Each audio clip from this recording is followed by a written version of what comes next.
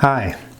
In this video, I'd like to explore some of the principal forces that produce and govern change in our world. This video was inspired by a request from a viewer who goes by the name Vikar or Vichar. I'm not quite sure how to say that. Anyhow, Vikar asked me how I see the recent eruptions of conflict and violence that are occurring in many cities across the United States these days. And so part of what I want to do in this video is respond to Vikar's question. But I also want to do something more than that, which is that I want to explore how our world changes, especially since a lot of those conflicts seem to revolve around how we think about that.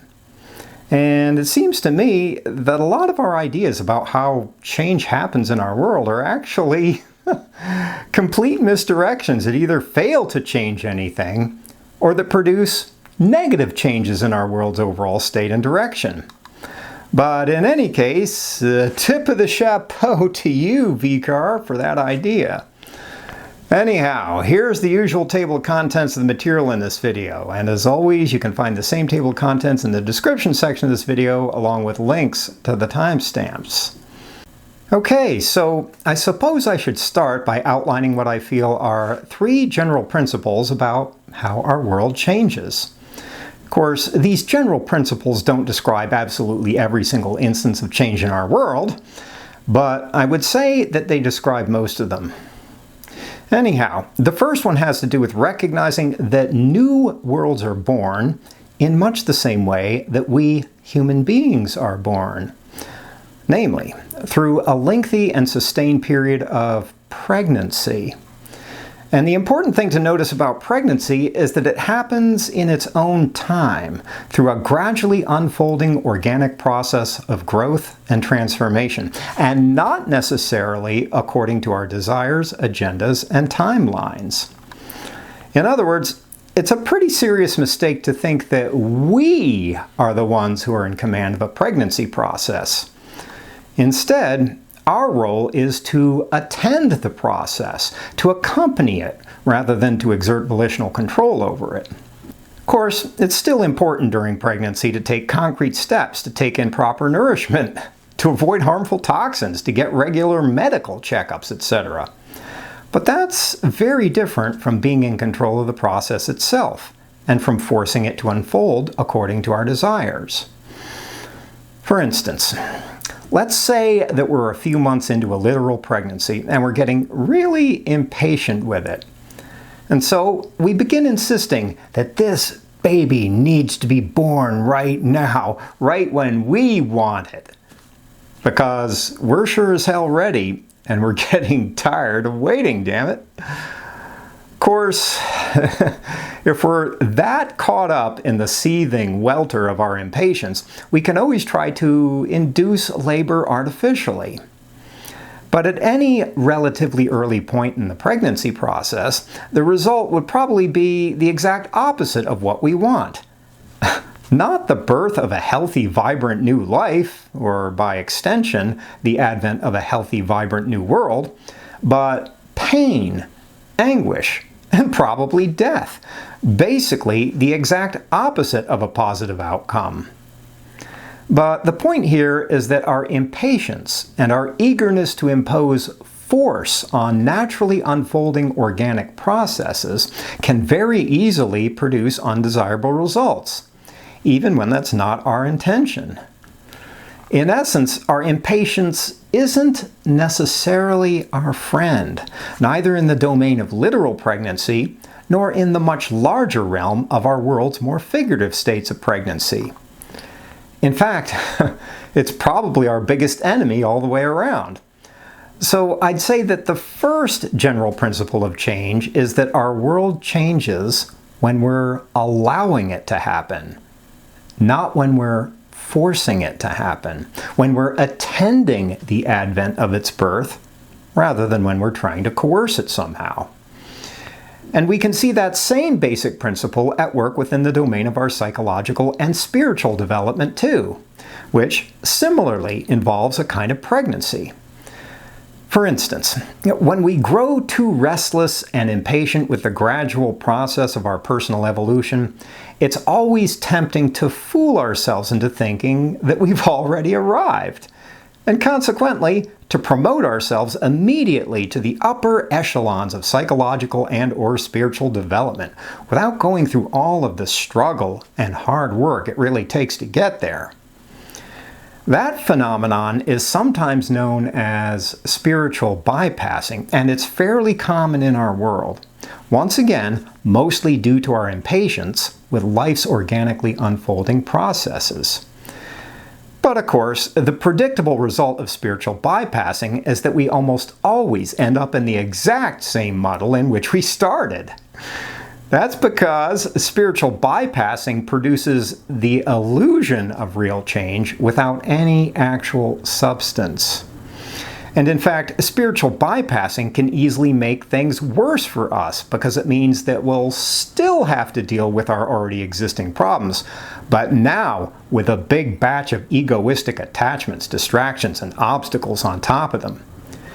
Basically, instead of improving our lives, our impatience only generates even more impediments. That's ultimately because our impatience tends to push us away from the path of genuine growth and development and into the morass of our egoistic fantasies and personal insecurities. Oops. But let's get back to our world more generally. Personally, I'd say that when we become too antsy and impatient with our world's figurative pregnancy, it similarly doesn't make things any better. In fact, as in the case of literal pregnancy, our impatient attempts to impose a kind of spiritual bypassing on our entire world usually end up generating the exact opposite of the kinds of positive change we're seeking.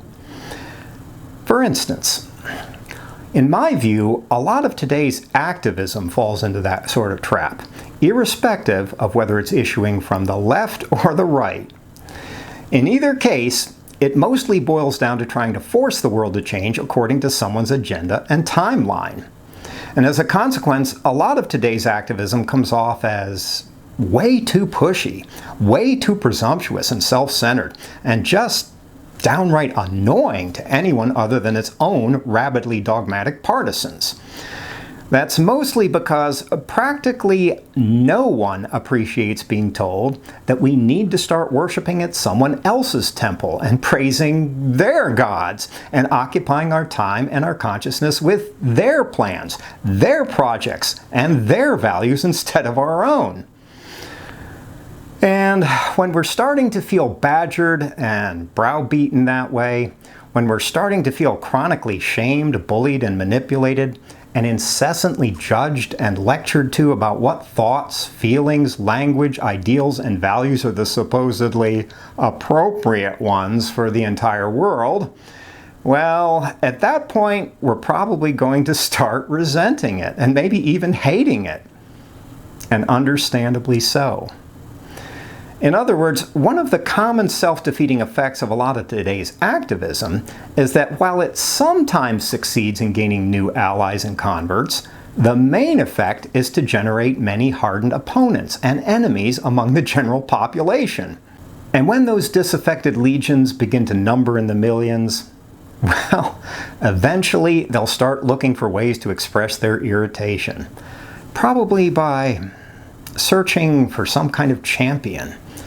You know, someone in the political arena they can cheer and support. And at that point, it won't really matter how reptilian, egocentric, and compulsively mendacious that person is, as long as he embodies the very antithesis of all of the self-righteous moralizing and virtue signaling his supporters are witnessing on TV. Sure, their champion may seem like a brazen, cloddish oaf a lot of the time, but that won't matter in comparison to his ability to remain impervious to all of the shaming and bullying tactics of his opposition. So, instead of being a liability, his shamelessness will actually be one of his primary political strengths and a big part of his appeal to his followers. And, well, I don't know about you, but I personally don't think you have to look too hard to locate some pretty good examples of that in today's world. But because denial is such a perennially powerful force in human affairs, when we suddenly discover, to our shock and astonishment, that we've inadvertently managed to create that sort of situation in our world, it's natural to start inventing excuses for ourselves. So we fire up all the usual mechanisms of what psychologists sometimes call blame shifting, which basically has to do with shifting the blame for our problems onto other people, or perhaps onto systemic conditions in our world more generally. And so we attribute our losses to things like, well, our political opponents promised the people more jobs and economic prosperity. As if every other politician in the world didn't do that. Or we start to blame our fellow citizens, labeling them as fascists, racist deplorables, and unenlightened simpletons, thereby diminishing their humanity and generating even more division and animosity in our world. Oops. And as for their champion, well, he's obviously must be 1,000 times worse than Hitler, Jack the Ripper, and the Antichrist all rolled into one. The very quintessence of everything that is evil and rotten and despicable in this world. Basically, a cartoonish caricature of a human being rather than an actual one. Which, of course, is a pretty serious departure from reality. But probably what we won't want to recognize is the fact that none of that blame-shifting behavior is actually making our world any better. In fact, it's making everything quite a bit worse. And at a somewhat deeper and more difficult level of denial, we'll probably also fail to recognize that we ourselves have somehow managed to play a huge part in creating the very monsters we hate. In essence, our blame shifting will prevent us from recognizing that we ourselves are the enemy we've been searching for all along. Surprise! But once again, the main point in all of this is that when we become too restless and too impatient with our world's organically unfolding processes, we're basically on the road to self-sabotage, which in turn predictably inhibits the kinds of positive change we'd like to see in the first place. Anyhow, the second general principle of change I'd like to mention has to do with the fact that our world won't ever change in any significant way until we ourselves change. In other words, the actual, mostly hidden foundation for systemic changes in our world has to do with, drumroll please, changes in our individual lives, in our hearts and minds, in our perceptions and values, and perhaps most of all, in our desires. And the larger reality of human existence is that we hardly ever change in any of those fundamental ways just because some self-important moral busybody is braying through a bullhorn at us, or because some equally self-important politician has managed to produce legislation that mandates it, or even because some clever pundit on TV has managed to ramrod his logical argument down our throats. Contrary to popular opinion, none of that really changes us where we live and breathe. At the end of the day, it's all just, well, it's just eminently ignorable. Instead, what really changes us has to do with something that touches us much more deeply and much more personally.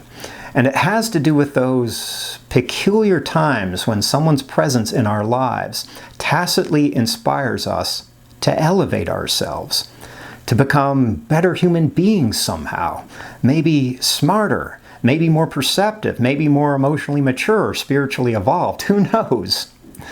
And the beauty of it is that we don't even need to turn those powerful moments into some sort of programmatic agenda. They happen automatically and organically as a natural expression of our presence to each other.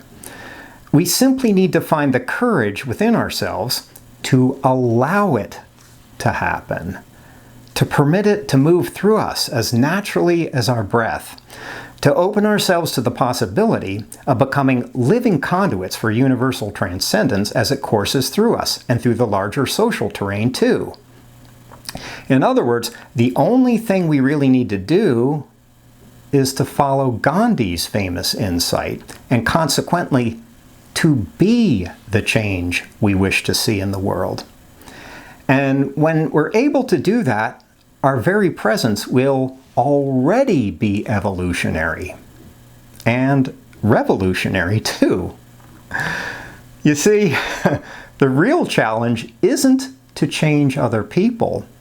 The real challenge is to change ourselves, and consequently to become a living beacon for transcendence and metamorphosis in our world.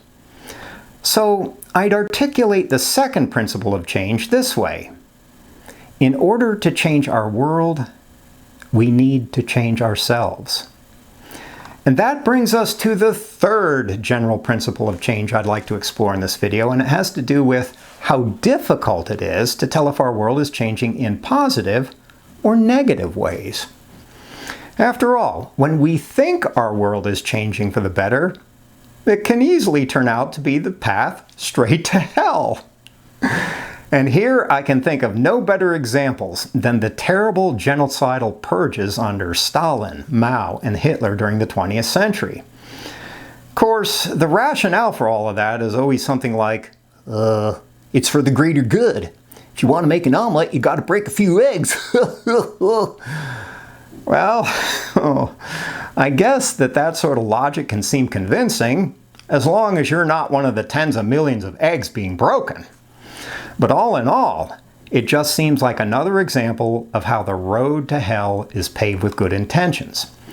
And when you think about it, what intentions could be better than those of the glorious brotherhood of the proletariat, or gaining Lebensraum for the noble Aryan race? But the obvious problem is that, well, it's that it never seems to work out very well now, does it?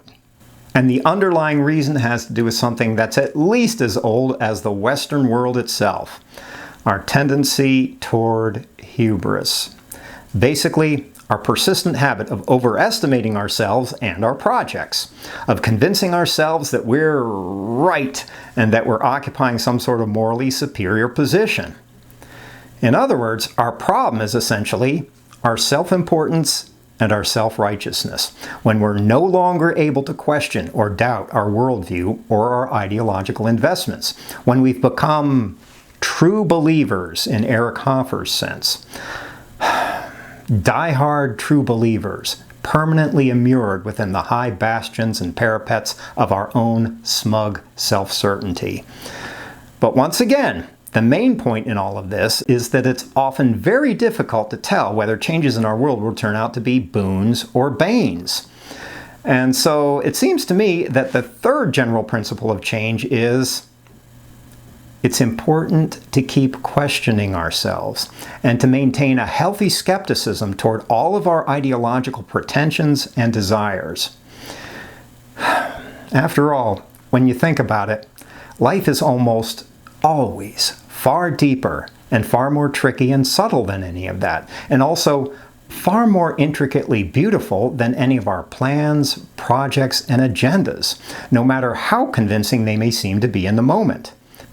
Okay, at this point, I'd like to turn toward deriving a few practical suggestions from the three general principles I've outlined.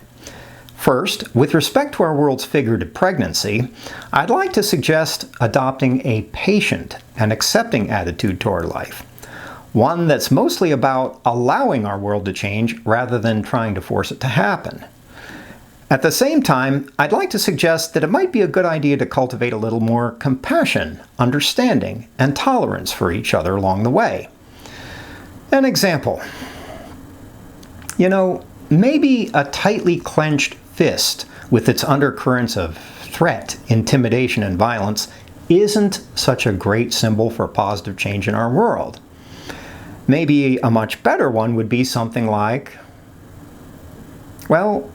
hands clasped in friendship, a symbol of understanding, acceptance, and invitation rather than hostility. After all, when you think about it, what's our natural response when someone raises his fist in our faces? Isn't it mostly to clench our own fists? to meet that threatening gesture with a threatening gesture of our own? But of course, that sort of threat and counter-threat dynamic only ends up generating even more conflict and division in our world. And while a certain fraction of that may be inevitable in human affairs, it seems to me that we already have way more than enough of it in our world these days.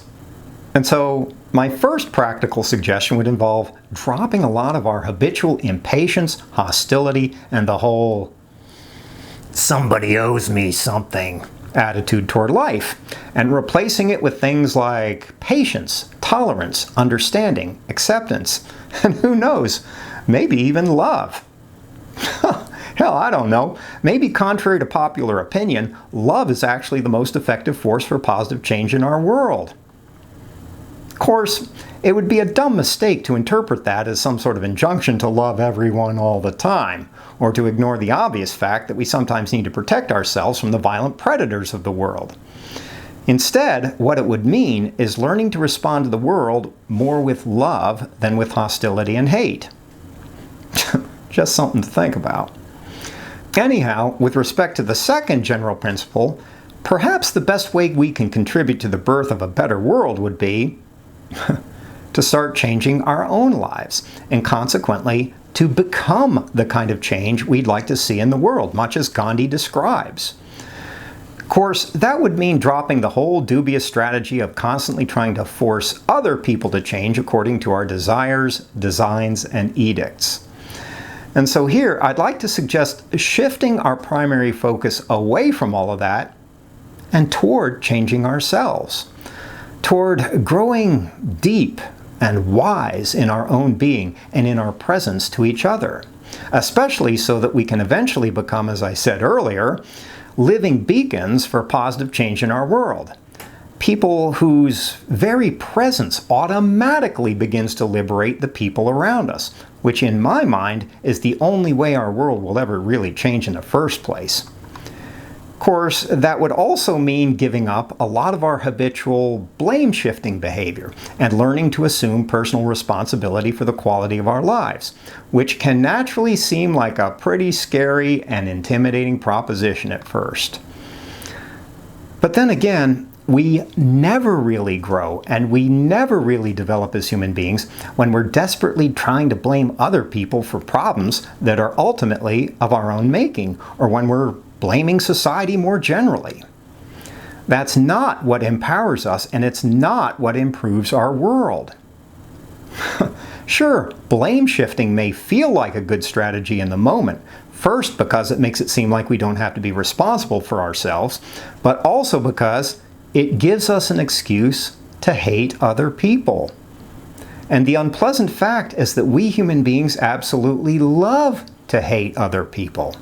Partly because it makes us feel superior to them, and partly because it excuses us from the task of actually understanding them, instead of summarily judging them from afar. And if you don't believe that we're in love with hating other people, well, then open pretty much any history book or just turn on your TV, and I bet you'll immediately see how much we enjoy the sensation of self-righteous hatred, along with all of the judgmentalism and violence that follows in its train. But no matter how seductive all of that may be, at the end of the day, it's little more than a deflection and distraction from our deeper destinies, because what really empowers us and what really improves our world is not that, but our willingness to assume genuine and substantive responsibility for the quality of our lives. And finally, with respect to the third general principle, I'd like to suggest dropping the whole silly habit of assuming we know what's best for the world, as if we were viewing things from some sort of ethereal, godlike perspective, and as if our own moral ordering of the universe must be ipso facto what's best for every human being on the planet. Instead of wallowing in all of that sort of falderall, I'd like to suggest the idea of maintaining a healthy skepticism toward what we claim to know, morally and otherwise. In other words, I'd like to suggest dropping the whole sordid habit of acting like true believers, especially when it comes to our own BS. After all, who says that everyone needs to worship at the temple of our gods and our hollow idols? Who says that everyone needs to dance to the tune of our music? Of course, dropping the whole self-centered true believer attitude would also mean opening ourselves to the greater complexity and subtlety of life, where our own particular perspectives become simply one of many and not the only game in town. It would also mean allowing other people to have values and perspectives that might be very different from our own, to allow other people to be what they are, rather than what we want them to be. And yes, once again, that can seem like a scary thing, especially in comparison to dwelling in the unending mirages of our own self-importance and self-certainty. But then again, when you think about it, hell, what is life really for if not for learning to face our fears and then learning to pass beyond them into the wider horizon of life? Anyhow, like I said in the beginning, I wanted to do this video about how our world changes because it seems germane to a lot of the craziness that's filling our lives these days. And the truth is that our world seems that way not just because we're living in the era of the corona apocalypse, and not just because we're letting our semi-tribal divisions get the better of us either. In my view, the real reason why our world seems so crazy is that we're departing more and more from reality itself, especially with respect to the forces that actually foster and produce change in our world. Basically, we think we know what we're doing, but in reality, we don't even have a clue. And while I personally feel like untrammeled insanity and irrationality are always powerful forces in human affairs, I also think that they don't actually constitute our better and deeper destiny in this life. In fact, I'd say that we have an equal capacity to be abidingly and lovingly faithful to everything life is trying to show us. I guess that at the end of the day, it's really up to us. A very personal and at the same time a very collective choice about which of those two tendencies will constitute the meaning of our time in this world. And if that's true, then at some point the obvious question becomes, what might we do differently? Perhaps today, that would begin to shape a very different direction for ourselves and consequently for our world. To me, the answer to that question right now has to do with making this video for you. For you, well, it would probably be a glaring contradiction if I were to tell you how you should live your life. So I'll leave that up to you. In any case, yes, thanks as always for watching. I'm glad you're here, and by here what I mean is alive in this universe. And of course, as always, take care of your soul.